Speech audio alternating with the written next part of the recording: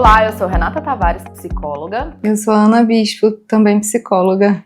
E essa é a segunda temporada do nosso podcast, O que é uma Mulher? E é uma delícia poder estar de volta aqui com temas tão relevantes, tão gostosos de trabalhar, né, Ana? Super. E hoje a gente vai falar sobre a loucura e a mulher. Será que a gente consegue falar disso sem enlouquecer um pouquinho? Acho que não. E a nossa convidada, né, para falar sobre isso, para falar sobre esse tema, que é um tema tão bacana de falar e importante de trazer, é a Aline Ascioli, que é psicóloga, doutora em estudos psicanalíticos e autora do livro Psicopatologia Lacaniana, a partir de quando se está louco. Olha a nossa responsabilidade, Ana. Olha só quem está aqui com a gente. Seja muito bem-vinda, Aline. A gente estava falando mais cedo que a Aline já era para ter vindo aqui antes, né, Ana? Que já atravessou vários conteúdos dela pra gente, várias pessoas já tinham indicado. Eu tô muito feliz de ter você aqui. Seja muito bem-vinda. Obrigada, gente, pelo convite. Conta um pouquinho de você, da sua trajetória. Essa história de contar da gente é sempre difícil, né? Porque são tantos fios que a gente pode percorrer, mas vamos lá.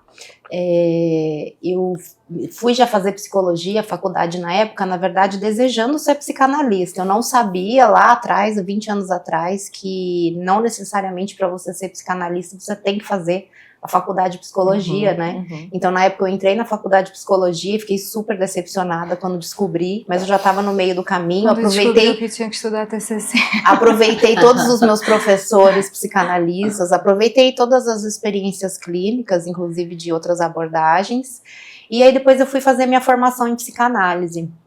Naquela época não é igual hoje, né, que tinha esse acesso à internet, milhares de escolas e tal, era tudo muito mais clássico, né, Então eu fui logo sofrendo bastante de início sobre essa escolha da instituição onde você vai fazer, né, a tua formação e tal, então eu fiquei uns bons anos aí circulando entre várias instituições, e nisso eu já fui percebendo algum dos problemas, né, justamente dessas diferenças teóricas, na abordagem da clínica, da loucura, que é que a gente vai falar, inclusive, e aí eu também decidi, então, deixar a parte acadêmica para depois e ficar um bom tempo na clínica, prática clínica, formação clínica, supervisão, análise pessoal, fui bem tradicional nesse sentido.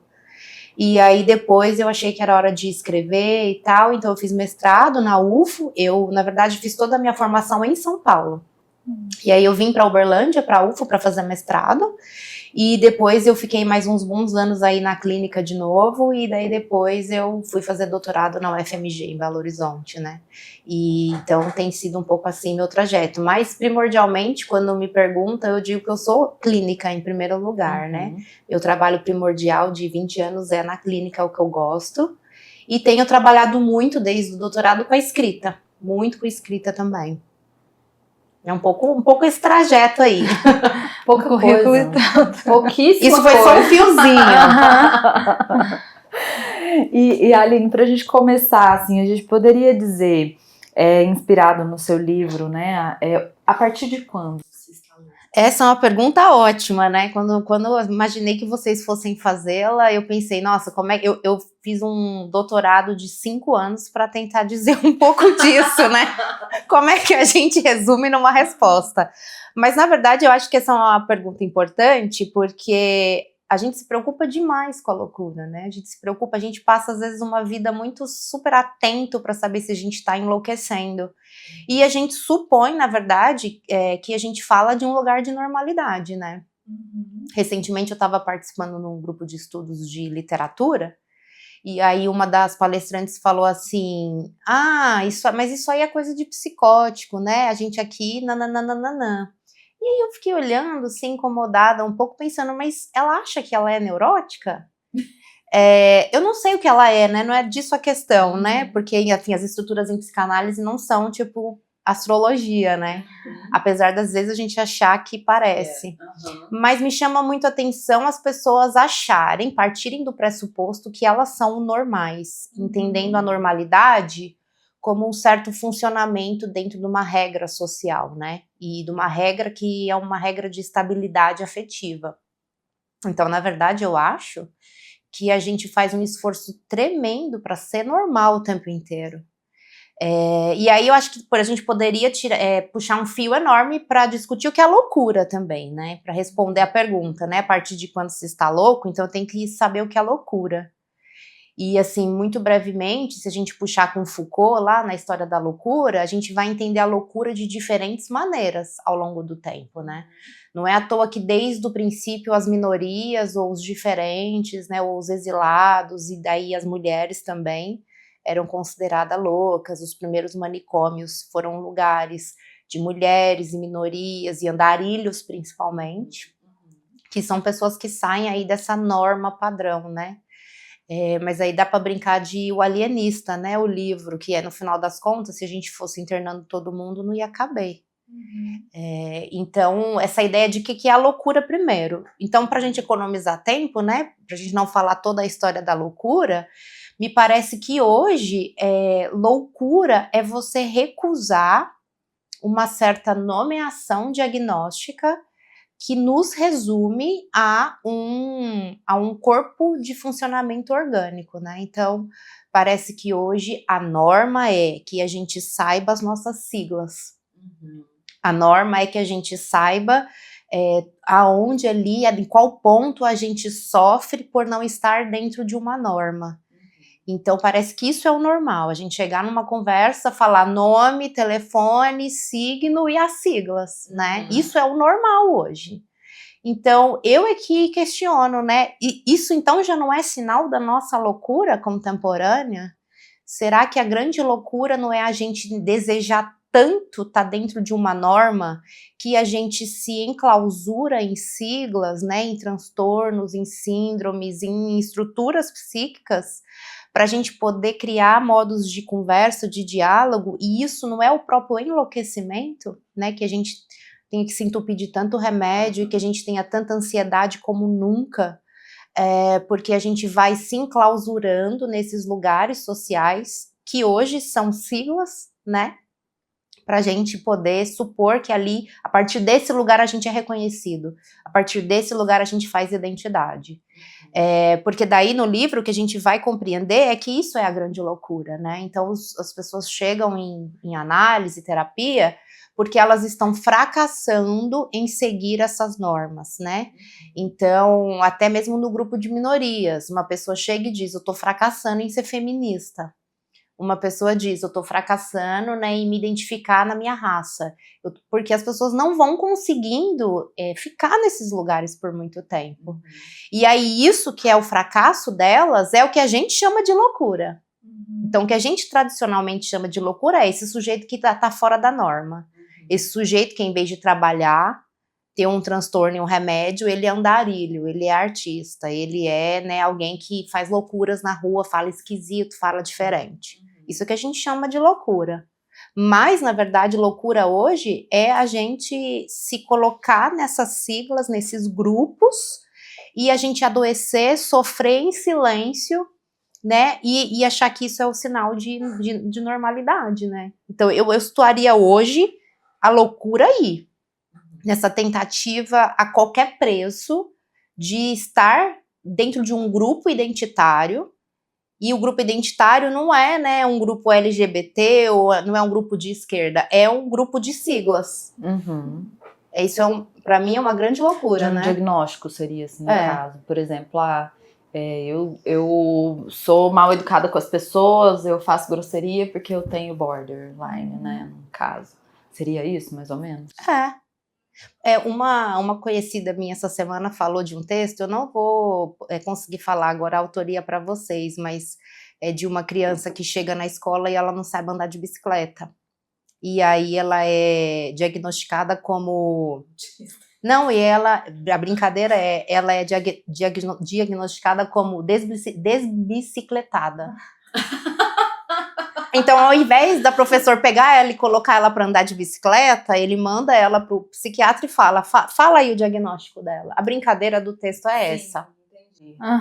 Porque hoje é muito isso, né? Então, a gente estava falando até mais cedo, né, sobre essa questão eu fiz uma aula hoje mais cedo, que falava um pouco mais sobre esse diagnóstico, né? Que hoje as pessoas estão em busca de um diagnóstico para, de alguma maneira, fazer parte de algum grupo.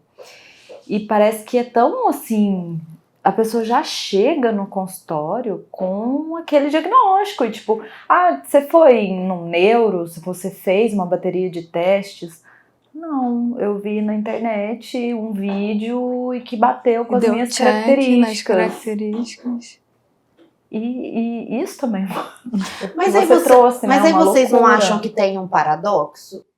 No momento onde nós teríamos mais liberdade para sermos, para nos apresentarmos a partir de uma identidade qualquer, né? Nós temos cada vez mais essa suposta liberdade. Hoje você pode se conectar a grupos identitários quaisquer, que teoricamente isso é muito mais bem-vindo. Tá, o paradoxo no momento onde mais podemos pluralmente nos identificarmos a grupos identitários, mais estamos desesperados por ter um e não caber, e fracassar em caber neles. Então, eu acho interessante pensar que isso é um grande conflito da contemporaneidade. Antes a época que a gente sofria, porque a gente, né, queria ser, a gente era mulher e não era homem num patriarcado. Antes a gente sofria porque, bom, eu não posso ser uma pessoa LGBT quando precisa ser heteronormativo. Mas hoje, quanto mais parece que surge, né, novas possibilidades de identidade, mais uma nova moral atrelada a elas surge também. Então eu não tô dizendo que eu tô com saudade do passado não, porque eu não sou saudosa. As coisas estão muito melhores. Mas tem algo do sofrimento que tá escorrendo, é isso que eu queria dizer, né, que vai se deslocando. Quanto mais a gente parece que tem uma liberdade para ser o que se é, menos a gente tem sido. Porque tem uma confusão nessa busca do nome, né, do reconhecimento. Então, talvez a loucura esteja justamente aí, né? Que exercício de liberdade é esse de ser o que se é, que não caberia nem em grupo identitário algum, porque é tão singular, que para os outros vai ser sempre meio estranho. Então a pessoa, quando ela, sei lá, tá mais sendo ela, numa espécie de essência singular, menos ela vai estar sendo correspondente a qualquer outro grupo, e mais louca e estranha ela vai estar parecendo. Então, quando vocês, né, trazem de novo a pergunta a partir de quando você está louca, eu perguntaria na referência de quem? Porque muitas vezes um sujeito, quando ele tá melhor, quando ele tá se sentindo mais ligado à sua essência, mais os outros o estranham. Mais louco ele parece aos olhos dos outros, né? E ao mesmo, né, isso também se inverte, né? Então, numa perspectiva. Então, eu acho que tem uma dificuldade de referente. Que referentes a gente usa para compreender que talvez no nosso dicionário, no nosso vocabulário, aquilo que nos é estranho, para o outro na verdade, ali a sua diferença, a sua essência radical. Na clínica é comum, né, a gente encontrar as pessoas dizerem, né, desse medo de enlouquecer, né? Pelo que você está falando, eu acho que esse medo de enlouquecer, ele passa um pouco por esse medo de não ter uma identidade. Medo de ser quem se é, né? Seriam os limites impostos ali pelo recalque, alguma coisa assim? Eu acho que a gente passa a vida, né, recalcando se a gente é neurótico, o que é a nossa essência. Esse é o nosso trabalho. Então, porque quando a gente nasce, a gente tem a civilização aí antes da gente, né? O grupo de normas civilizatórias está pronto. De alguma forma, a gente precisa de ser cuidado. Então, a gente se aliena mesmo, né? A gente se aliena ali ao local, ao entorno, à cultura própria do lugar. Só que a gente acaba encontrando um jeitinho, que eu acho que é aí que tá o singular, né? De guardar alguma coisa, tipo um grão, eu gosto de chamar isso do grão. Como se a gente falasse, tá, eu tenho que andar por esse território.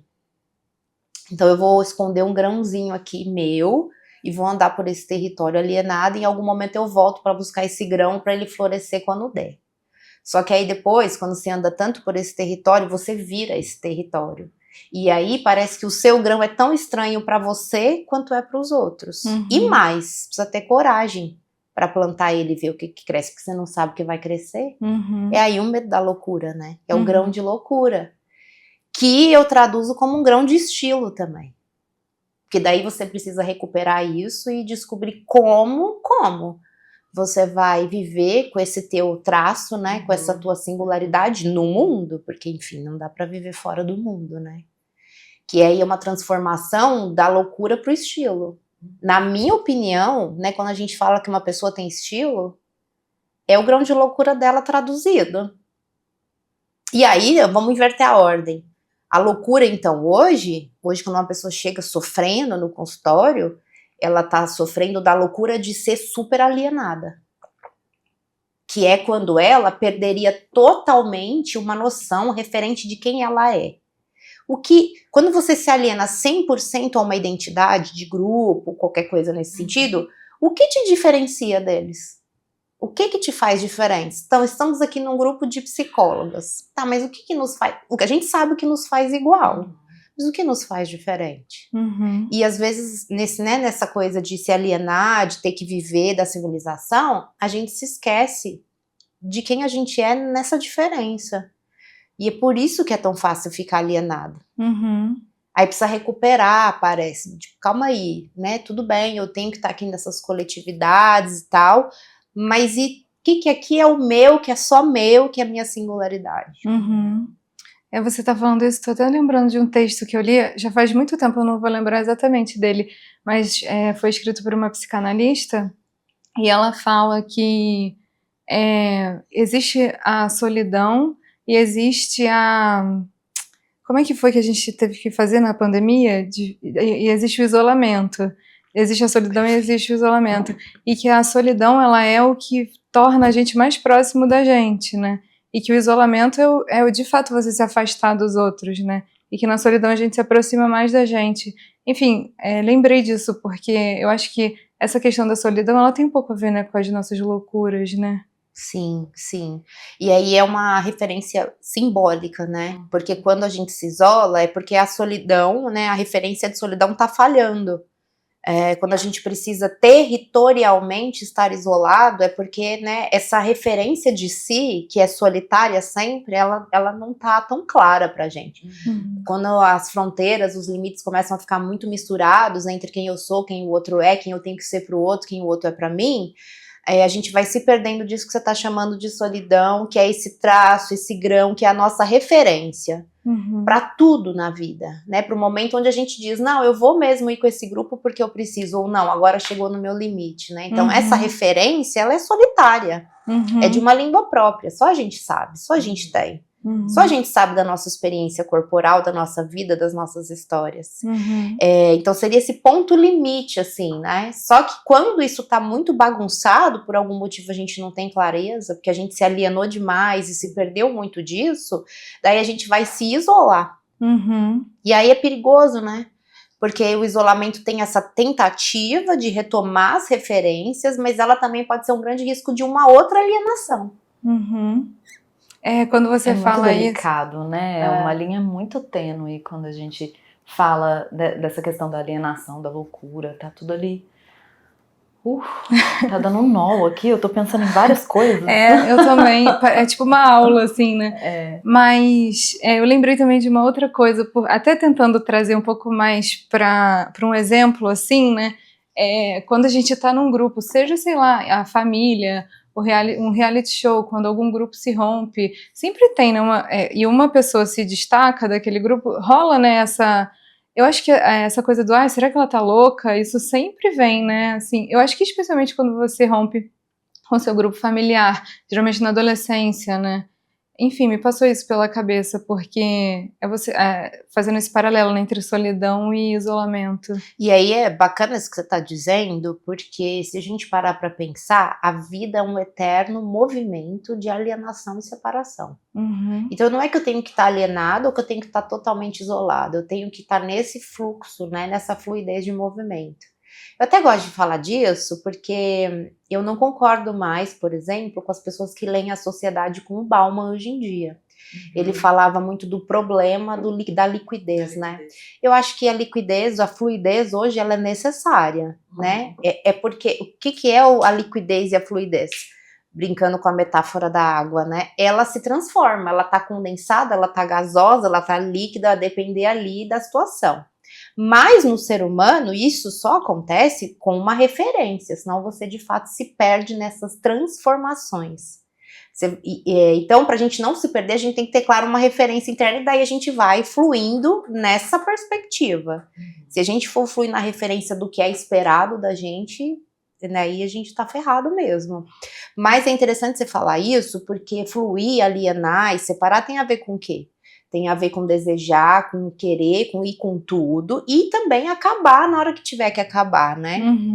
Então, na hora que a gente encontra os momentos de fim, onde alguma formação específica, né, deu seu momento, algum encontro, uma relação acabou, nesses momentos é que realmente as pessoas estranham e nós mesmos nos perguntamos, será que eu tô ficando louco? É como se a gente estranhasse o nosso próprio desejo de transformação. Porque às vezes as rupturas são necessárias por causa do nosso movimento natural de transformação. Se tem a coisa que é mais humana, o humano foi feito para andar, né? Então, se a gente pensar que o humano é um andarilho natural, o humano é um ser de transformação.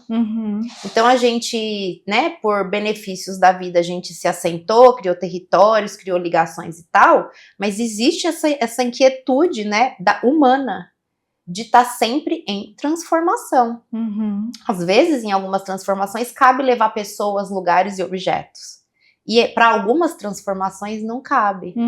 Então a gente se assusta nessas horas com o nosso próprio desejo e pergunta, será que eu tô ficando louco?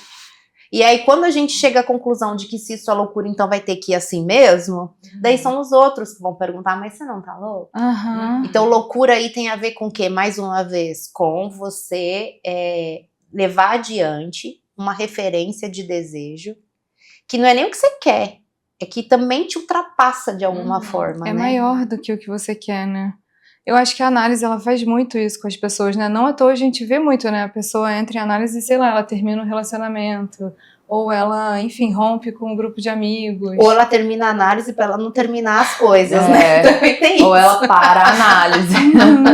Mas eu ouço muito isso de uma professora minha, que é, né, a partir do momento que você começa uma análise, você nunca mais vai ser o mesmo.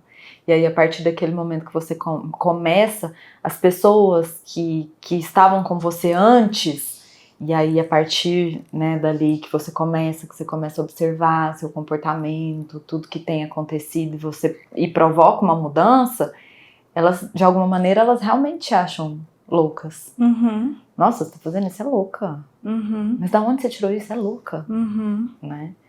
Porque já sai um pouco daquele padrão do que elas estão acostumadas de te ver. Mas não é doido? Isso é doido. A gente pensar que amor é permanência?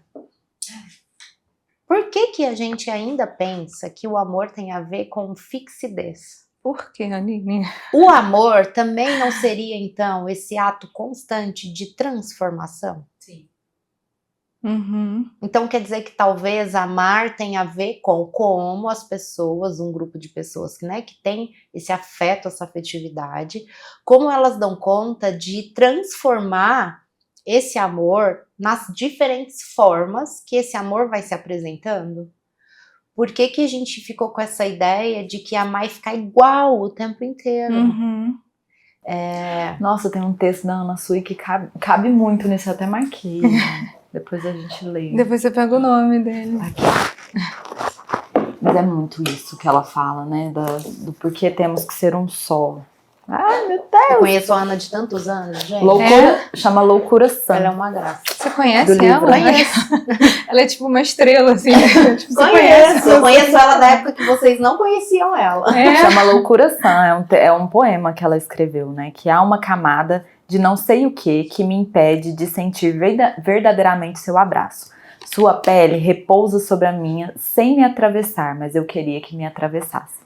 Que nossas aortas se abracem, que nossos intestinos se entrelacem, que nossos cérebros se trançassem, que as bocas dos nossos estômagos se beijassem.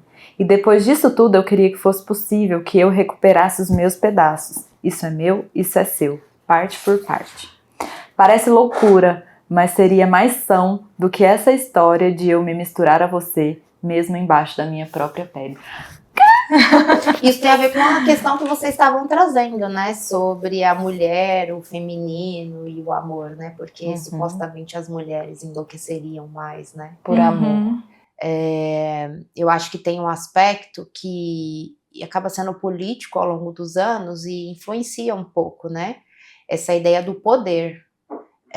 Então, sim, há muitos e muitos anos, né, a gente nasce com essa economia política estabelecida, né, de que é preciso ter poder, de que, então, o poder é quem tem, né, a possibilidade de tomar decisões, enfim, de comandar aí as decisões da civilização e tal. Então, tem algumas pessoas que têm muito tesão mesmo, né, nesse lugar do ter. E aí a referência, né, quando a gente tá falando de referência, de loucura, a referência dessa, é uma referência, né, de poder. Então, a partir de um lugar que eu falo e que eu digo que é melhor para todo mundo e tal. Isso é o que a gente chamaria, teoricamente, da posição masculina. Eu digo teoricamente porque é uma posição, né, lógica, matemática, né, então... homens, mulheres, eles né, podem se posicionar nesse lugar ou não, a depender dos casos, né? Então, são essas pessoas que querem o tesão do domínio, o amor do domínio, que é disso, né? Eu sou sujeito e você é parte do meu domínio, eu te amo porque você é parte de mim, e eu vou te invadir e ser parte de você. É nessa perspectiva. E já o que a gente chama aí de posição feminina, que também não tem a ver necessariamente com ser homem ou ser mulher, mas uma posição para se fazer relação, é dessa que você sabe que você pode possuir e ser possuído por alguém temporariamente, mas que você sabe que é preciso esse fluxo, né? Então a gente se pertence aqui nesse momento, mas daí isso vai acabar eventualmente e nós vamos viver nossas vidas, né? Nós vamos ter nossos pedaços de volta. A gente se trança e depois a gente se afrouxa. Isso seria um exercício de amor. Então, supostamente na posição feminina, a mulher ela consegue fluir nesses dois lugares, né? E nessa posição supostamente do masculino, que é a do poder, você não quer saber disso. Né? Você não quer saber de não ter esse lugar de referência. Você quer ter esse lugar de referência. Então, me parece que o sofrimento do amor tem a ver com isso, porque no minuto em que você quer amar alguém, ser amado por alguém, mas na referência de possuir do poder, tem algo que já se perde aí.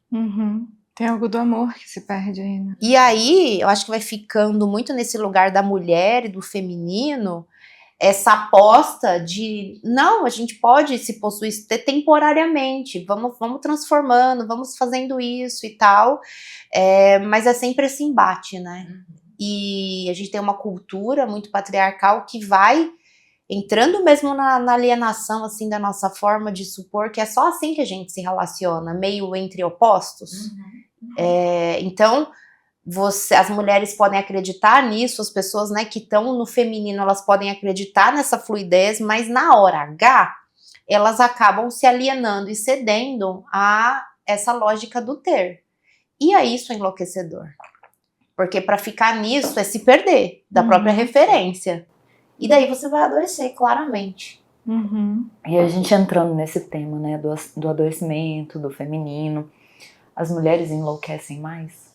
Então, eu acho que tem a ver com exatamente isso. Quem tem como uma lógica de desejo, né, uma orientação de desejo, essa partilha da vida, essa aposta de que a gente é marcado por uma solidão fundamental, mas que nós podemos ser vários sozinhos, caminhando entrelaçados, eu acho que isso é uma grande aposta do amor hoje, né? Por isso que a gente fala muito de comunidade, né? De seria um amor de comunidade e de parcerias. Então, a gente saber que a gente se pertence por um tempo, por instantes, que nós estamos entrelaçados, mas no minuto seguinte não estamos mais, né? Sozinhos em parceria, sozinhos em entrelaçamento. Eu acho que quem aposta muito nisso, que é dado muito como as mulheres, ou o feminino, a depender aí, né, da posição, sofre mais num mundo cujo padrão cuja norma de amor é o pertencimento para sempre. E daí, apostar, né, nesse lugar do amor, do entrelaçamento, e encontrar sempre uma via de rigidez, de uma coisa só, isso é muito sofrido.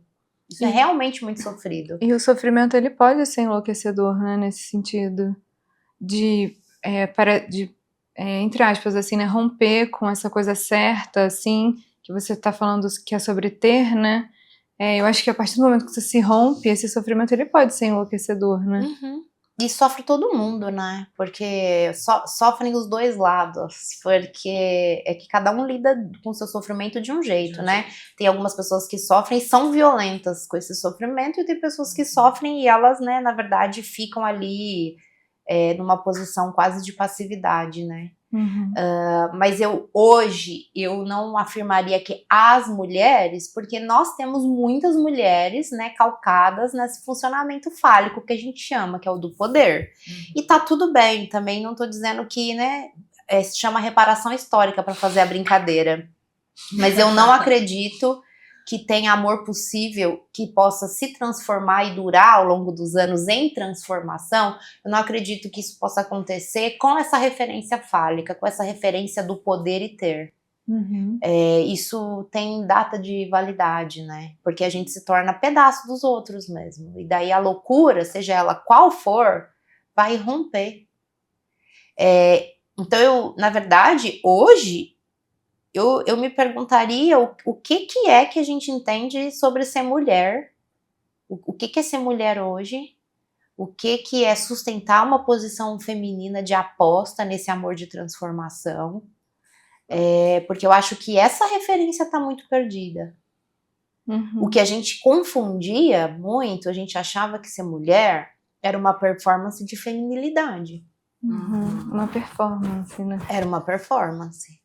E daí, né, hoje a gente pode performar muitas coisas, as pessoas podem performar ou não performar essa feminilidade. Mas então não é isso que é o feminino, né? Não é isso então que seria o que a gente chama de ser mulher, né? Ser mulher então tem a ver com esse saber, que a gente não quer saber, mas a gente sabe, que essa coisa de possuir não vai dar muito certo na linha do amor. Mas então como que a gente sustenta isso hoje? Porque me preocupa muito ver mulheres supondo que manter a aposta no amor é se igualar à lógica do poder. E ainda que eu acho que essa briga seja necessária, porque a gente precisa às vezes, né, entrar com armas para destruir uma lógica, a gente se aliena e se confunde. Então eu realmente me questiono hoje o que é que a gente está pensando que é ser mulher. E aí tem uma coisa que o Lacan fala que eu gosto. Se você está fora da referência fálica, se você está fora da referência padrão de normalidade, se a gente está dizendo que tem alguma coisa sobre o feminino que é, né, cultivar o nosso grão de loucura, de solidão, de singularidade, então não vão ter grupo de mulheres. Então, ser mulher não tem resposta para essa pergunta. O que é ser louco, né? Eu vou ter que escutar cada pessoa e responder o que é ser louco para aquela pessoa. O que é ser mulher? Não sei, eu vou ter que ver o que é o ponto de singularidade de cada uma delas. Então não tem como fazer conjunto? A gente pode se agrupar por traços comuns, por interesses comuns, e a gente criar uma espécie de identidade performática do que é ser mulher. Mas na verdade, se a gente pensar em termos lógicos, se o feminino tem a ver, né, com essa singularidade, com a aposta que essa singularidade faz trança, então eu vou ter que perguntar uma por uma. E daí existiriam tantos feminismos e tantos amores quanto existiriam mulheres, né? Milhares. Aí a gente fica meio, às vezes, assustado com isso, né? A gente se agarra num... Não, ser mulher é isso aqui, ó. Deixa eu ficar agarrada nisso aqui. Definiu. Ser mulher é ser azul. Não, aí, ufa, agora tem que pensar mais nisso.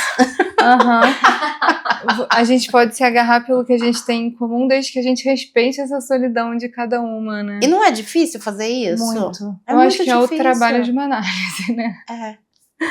Aline, a gente até separou aqui um trechinho que eu vou ter que ler, porque ele foi retirado de um artigo, que ele fala assim, que uma mulher, por encontrar-se dividida entre o gozo masculino e o feminino, se aproxima da loucura, mas não é louca de todo. Esse trecho ele foi retirado de um artigo sobre feminino e loucura.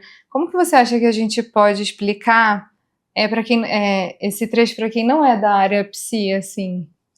Eu não concordo com a noção de gozo feminino, porque como eu acabei de, né, comentar, eu não acho que tem um gozo que todo o feminino partilha. Eu acho que é justamente uma noção de gozo do feminino, ele não faz grupo, ele não faz coleção, né? Então, para cada feminino ser um modo de gozo. Isso é a maior dificuldade, eu acho. E o gozo masculino, sendo esse fálico, né, de uma referência universal, ele sim existe, entre aspas, né?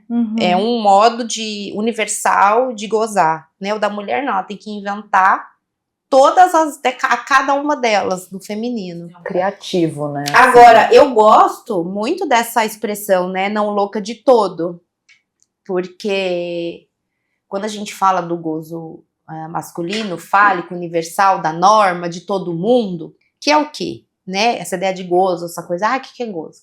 É como a gente faz um arranjo para a gente conseguir se satisfazer, ter uma realização mínima de desejo dentro dessa lógica onde é preciso partilhar.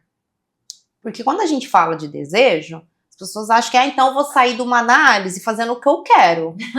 E não, a gente tem um pacto social, né? A gente tem um pacto social. Então parece que gozo tem a ver com esse ponto, né?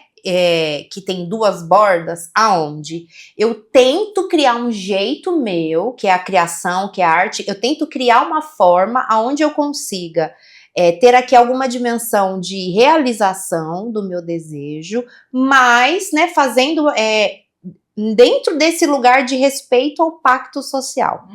E para fazer isso tem que ter muita invenção, muita criação, né? Como que eu vou criar uma forma de realizar um desejo, uma orientação de desejo que é super singular, dentro, né, de uma lógica que é do universal e de todos. Isso é muito singular, pessoa por pessoa, e acho que é o que a gente faz a vida inteira tentando amar. Como que a gente faz isso com alguém? Como que a gente faz isso com as pessoas?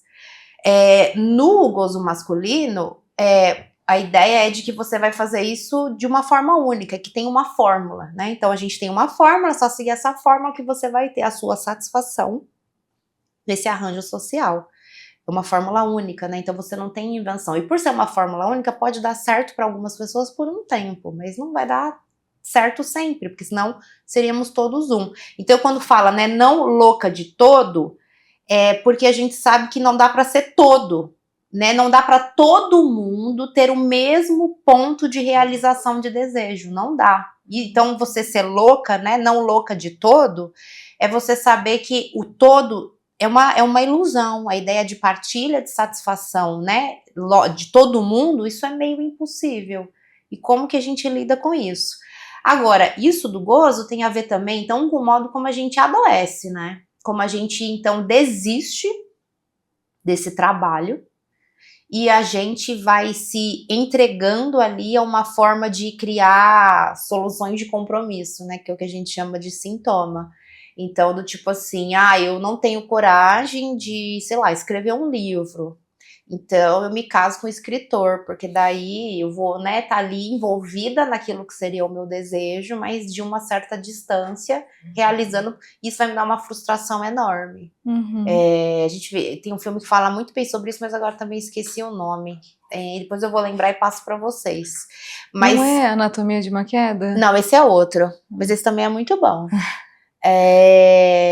Então, quando você fica presa nesse looping, que você acha que você está realizando o seu desejo, você se engana que você está realizando o seu desejo, mas na verdade você arranjou foi um jeito quase torturante de ficar muito perto dele sem realizá-lo. Isso a gente fala que é a crise de gozo. A pessoa fala, mas eu tenho tudo o que eu quero e eu tô numa crise absurda aqui, o que é isso? Aí você vai ver, não é bem o que a pessoa queria. Ela tá meio perto das coisas que ela queria, mas ela não tá, na verdade, se orientando por nada daquilo. É um acordo, é uma solução só temporária. E daí eu acho que a grande questão, então, não é que numa análise a gente, né, soluciona gozo, não. Na verdade, a gente pega isso pela mão lá e pensa, bom, então como que cada um tem que trabalhar, né, para não ficar fazendo soluções de compromisso, né, e como a gente realmente consegue se orientar por esse trabalho de uma referência de satisfação, de realização, dentro dessa lógica que nos rodeia, no hoje, no agora, né? E sabendo que isso não é garantido, posso inventar uma super coisa, tipo, escrevo um livro e, nossa, que legal, e daí amanhã é outro dia e agora eu tenho que inventar outra coisa de novo. Então isso é coisa da fluidez, da transformação do amor, né? Mas tem muito a ver com o neurótico também, né? De estar sempre em busca de algo novo, de conquistei isso, mas, vamos pro outro. Mas você sabe que eu acho que isso é de todas as estruturas, só que na neurose tem uma coisa da insatisfação, né? E eu acho que isso tem mais a ver, essa ideia da insatisfação, é porque o neurótico faz muito acordo de compromisso. Do tipo, eu quero escrever um livro, mas aí eu escrevo um post no Instagram.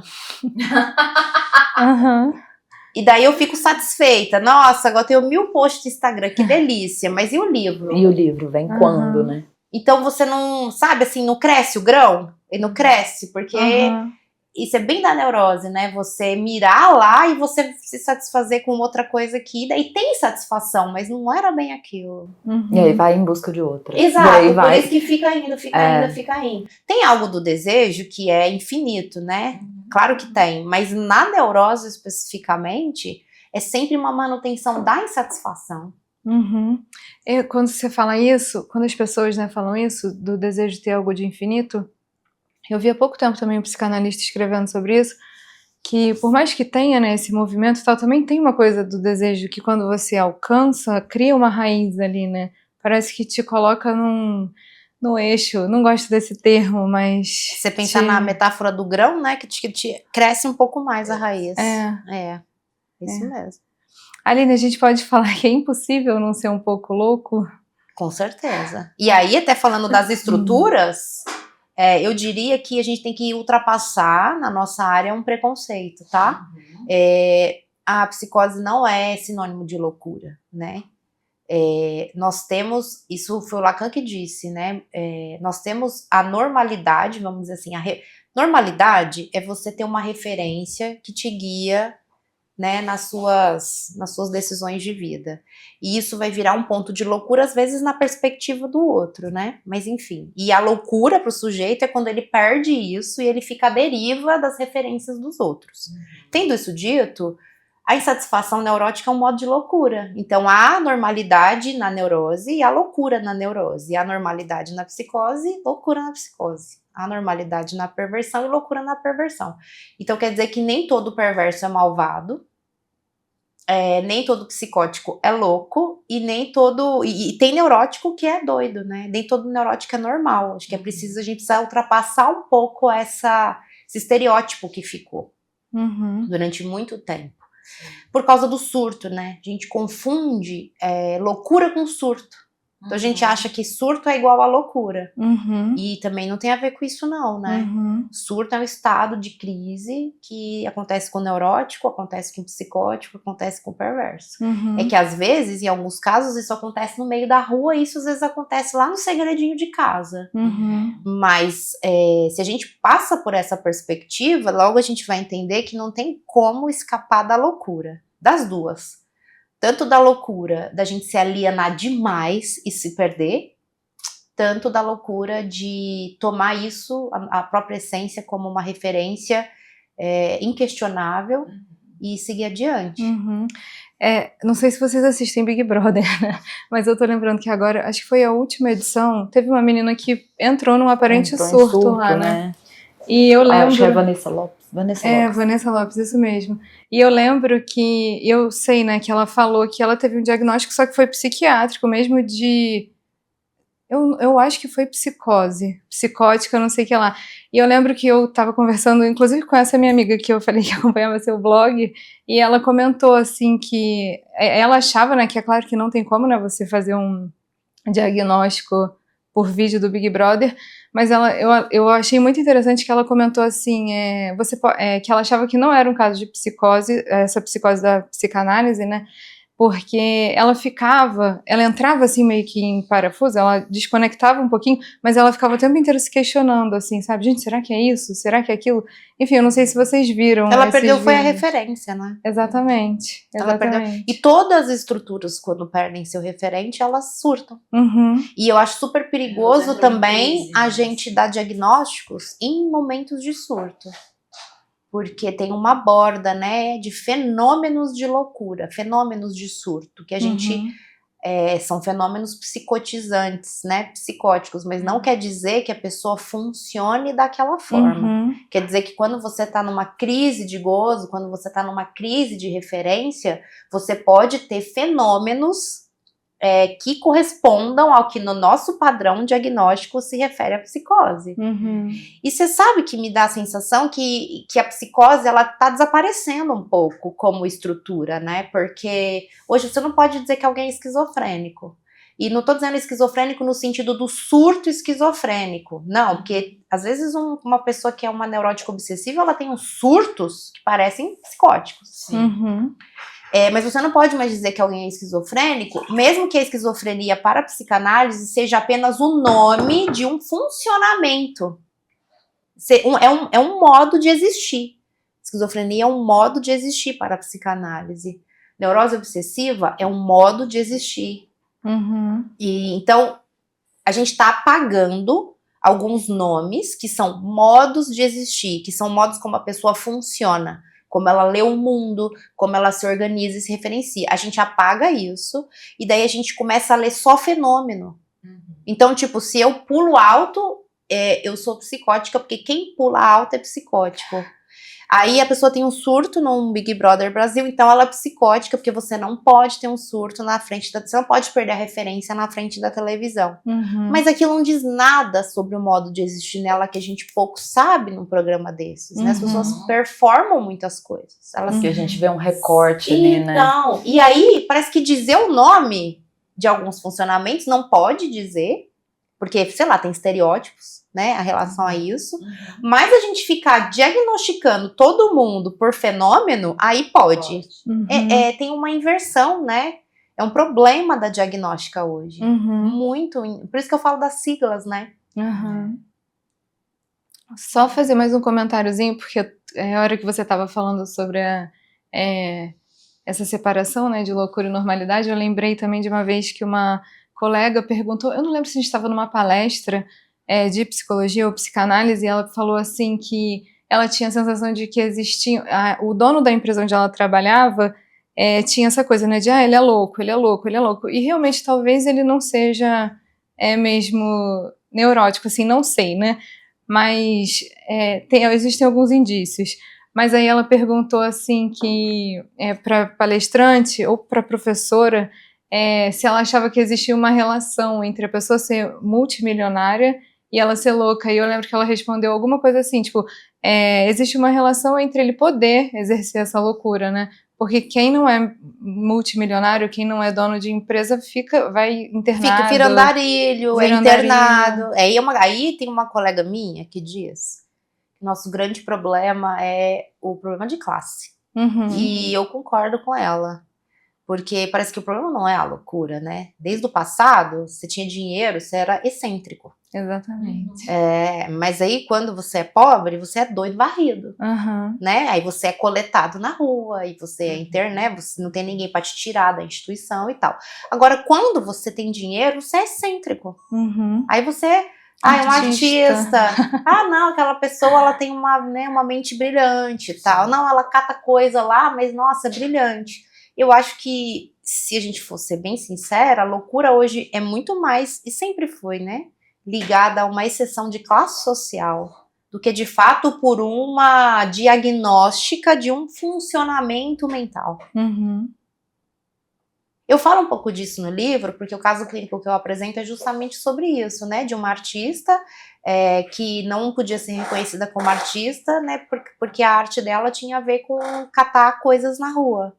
É uma andarilha que vai vendo como certos objetos têm um valor artístico. E quando ela vai fazer essa apresentação, expulsam ela da faculdade, fala que aquilo não é um trabalho, né, artístico nem acadêmico, porque aquilo não tem valor, aquilo é loucura.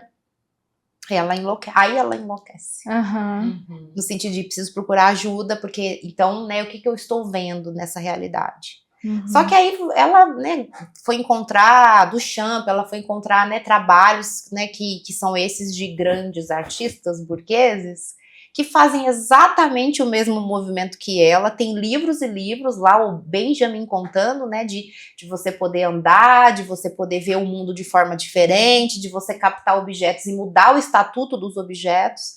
Daí isso é arte. Então aí claramente, né, ficou para nós essa noção de que o problema não era a loucura, né? O problema era como que você considera esse jeito de olhar o mundo na pobreza e como você considera esse jeito de olhar o mundo quando você tem dinheiro. Então tem tudo a ver isso que você falou. A loucura, ela também é uma questão de classe. O que não é, né, nessa vida? E mais especificamente no Brasil, né, que a gente tem as histórias de internação, né, quando a pessoa não faz parte daquele ambiente ali, ela simplesmente é mandada para uma internação, né. As histórias dos manicômios, né, brasileiros, se a gente for olhar aí Barbacena, né, história, várias pessoas consideradas, higienização, né? Exatamente. E aí é interessante você falar de gozo até e de valor econômico, essa coisa toda, porque o gozo é um conceito, a gente brinca em psicanálise, é um conceito econômico, né? É sobre o valor do sujeito. Então, seu grãozinho lá, né, só tem valor para você, ele não tem valor para o mundo. Então, como você alimenta isso que é um traço só seu, nessa diferença, quando tá todo mundo dizendo que o caminho para o valor é outro. Então, um sujeito que já tem uma situação, né, econômica boa, ele vai apostar no valor dele lá, vai brigar com a família dele às vezes vai internar ele escondido, mas ele vai alimentar isso. Agora, uma pessoa de uma classe social, né, periférica, ela não consegue alimentar isso, e se ela alimenta isso, ela rompe, né, de uma vez, ela vai ser internada.